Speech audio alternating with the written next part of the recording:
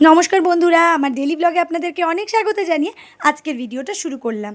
कथाय बोले कार्तिक भारी हैंगला एकबार आसे मायेर साथे एकबार आसे एकला। रविवार सकाल सकाल सेई जोन्नो कर्ताके निये चललाम रथबाड़ी बाजारे कार्तिक ठाकुर किनबो बोले।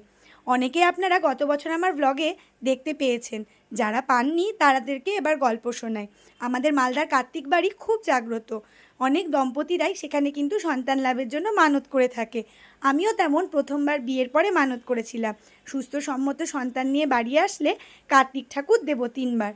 এবছর আমার 3 নম্বর বার দেওয়ার পালা।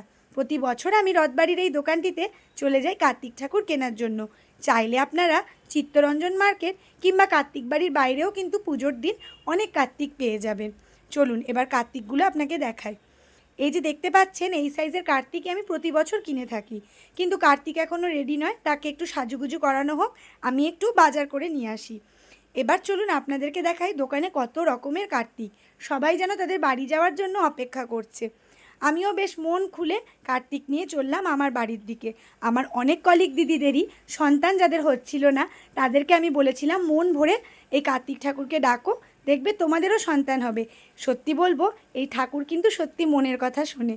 এবছর তাদের মধ্যে অনেকেই কিন্তু যাবে কার্তিক ঠাকুর দিতে। প্রতি বছরের মতো বরণ করে ঠাকুরকে ঘরে তুলে নিলাম। কালকে কার্তিক বাড়িতে গিয়ে পুজোর সময় কার্তিক দিয়ে আসবো। ভিডিওটা কেমন লাগলো অবশ্যই কিন্তু জানাবেন।